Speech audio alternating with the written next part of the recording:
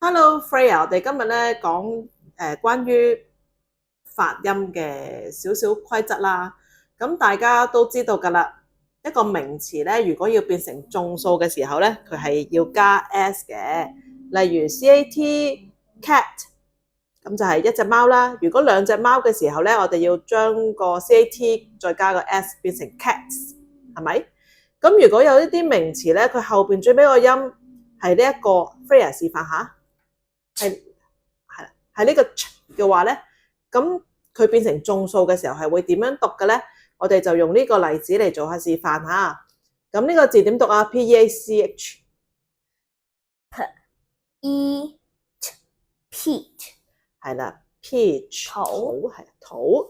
咁如果呢個字要變成眾數咧，係要加 es 嘅，唔係就咁加 s 噶。